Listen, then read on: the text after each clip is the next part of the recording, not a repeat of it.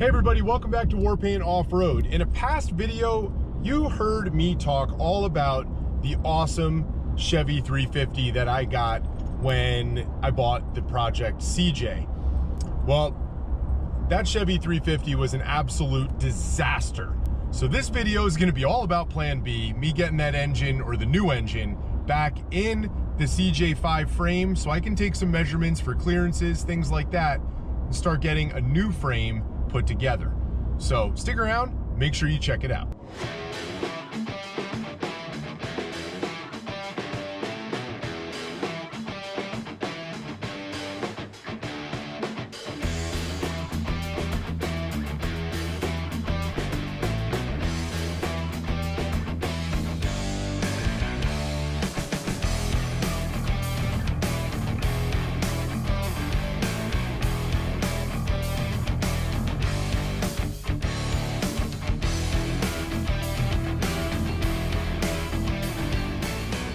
So it all started with me looking for a fun rock crawler budget build, but also something that not everybody's already done.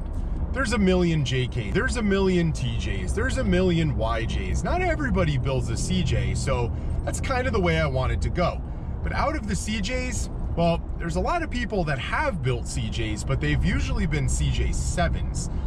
People don't typically build the CJ5. So I tracked one down, found one that was a great candidate for a complete overhaul and build, and better yet, it had that awesome Chevy 350 in it. That 350 came out of a 1970 Corvette. It was a 4-bolt main block, which was awesome.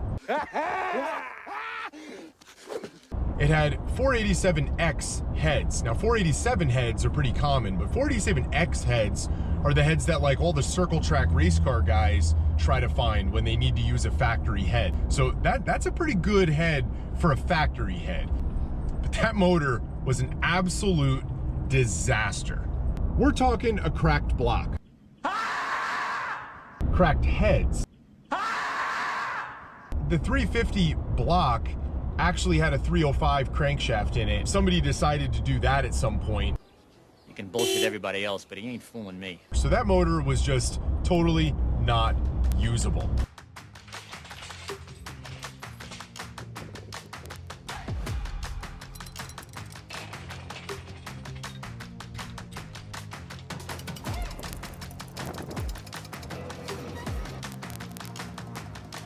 All right guys, so you've learned all about what this motor used to be. Obviously it's back in the garage here, and today I got the help of both my kids again, and we're gonna get this motor back in that CJ frame, and then I'm gonna tell you all about why this motor is now Plan B, not Plan A, because there's some pretty cool differences.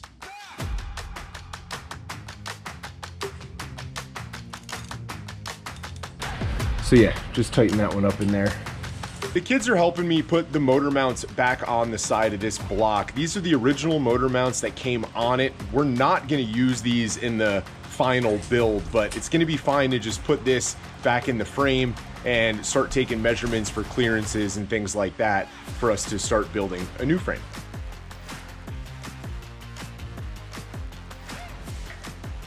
Jeeps are awesome!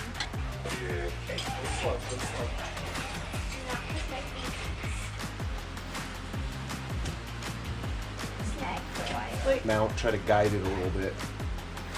Over. Try to get them in there. Will it go? It's not going fully. Come on now. Yeah? I like it. And there it is, mocked up back in the rig with the help of both my kids, which I have to tell you, as a dad, is awesome. So as I told you earlier in the video, the bottom end, the block was cracked on the original. So this motor is just another one from 1970 that actually is still a 4-bolt main, and it was bored 40 over, just like the last one. The problem is the last one was maybe cracked during the machining process. We're not really sure, but it was already bored 40 over at that point, and they had already bought the pistons for it. So to make this one match, they bored this one 40 over. I mentioned earlier that the The original block had 487X heads, which was a pretty cool combination on an original motor, but that motor was so molested and the heads were also cracked. So this block has a set of IMCA certified heads on it. Hopefully you can see it there. Those heads are basically the aftermarket version of what was on this originally. So they already flow much better than they obviously would have. They've rebuilt with a slightly heavier spring in them because we also upgraded the cam. Above your crankshaft, basically right behind here, is the cam that was slid into this motor, and that is going to be a Comp Cam's Extreme 4x4 cam. That cam basically makes torque and power from 1,000 RPM up to 5,200 RPM. So it's meant for lower RPM and torque right off idle. It's not a big horsepower cam because those typically come with higher RPM, but it's definitely a low RPM, high torque cam right off idle. Perfect for spinning real big tires on a Jeep with big axles on some cool rocks off-road. I also had a different intake manifold put on this rig. If you remember from a prior video, the intake manifold that used to be on this rig was an RPM air gap, also made by Edelbrock.